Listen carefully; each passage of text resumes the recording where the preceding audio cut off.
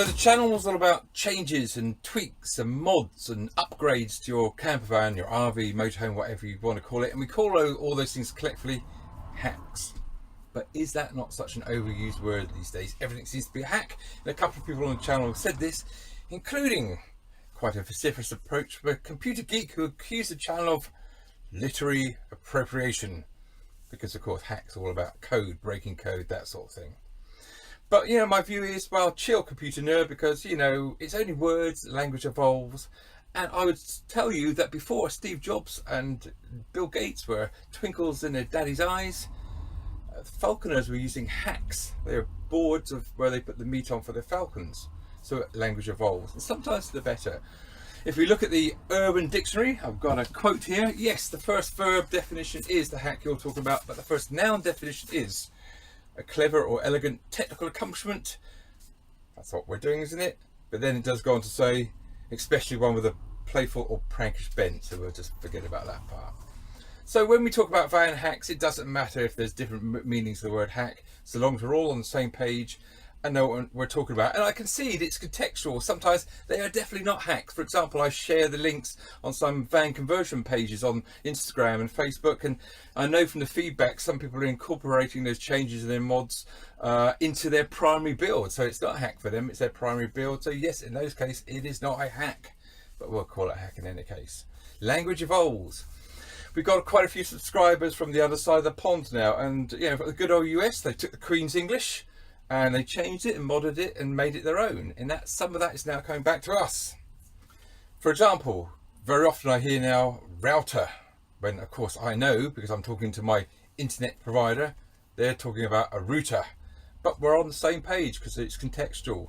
And I know they're not talking about a router as I know it, which is the tool in my workshop for profiling wood. Having said that, I did hear a BBC correspondent talk about leverage instead of leverage, and Her Majesty would be horrified.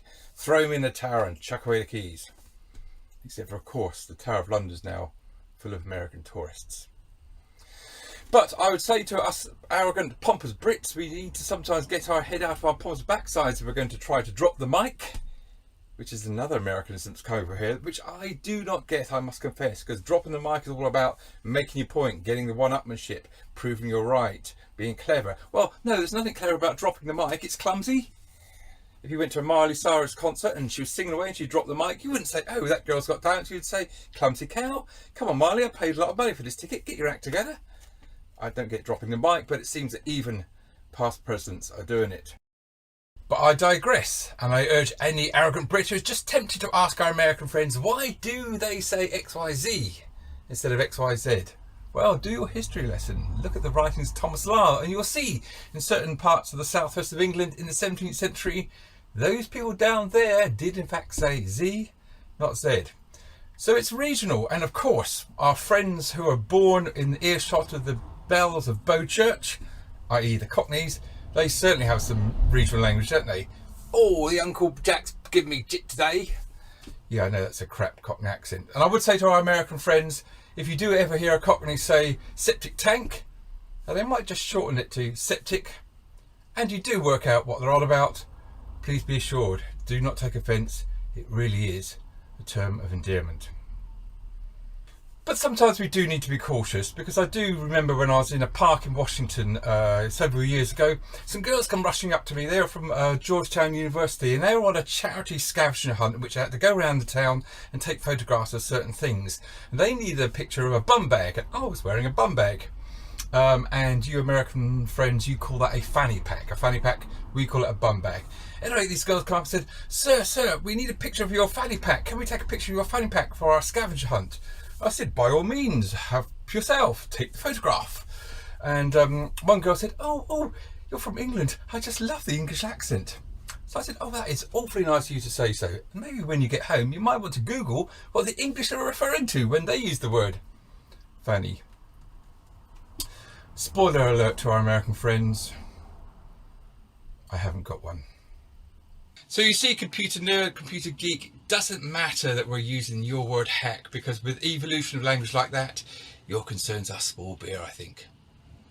But what I would say is, if I do ever lose some weight and my trousers, or should I say pants, get a bit loose, I would definitely not be wearing suspenders. Well, maybe on a Friday night, but that's a very different story, and one maybe I shouldn't have said out loud. So getting back to VanHacks, computer nerds, computer geeks, I do apologise that you are upset about this, but chill, it's only words. And actually, you know what? Maybe you are calling the kettle black, because I'm sure it's not the genius of Monty Python, but you guys that took the mainstay of the British school dinner when I was a lad and turned it into a word for unwanted email. Spam, spam, spam, spam. So, computer nerd, geek, code monkey, I do apologise if you get upset when the channel refers to VanHacks.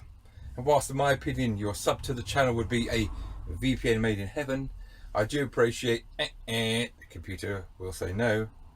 So if you want some continuity in the English language that doesn't evolve, maybe stick to Shakespeare.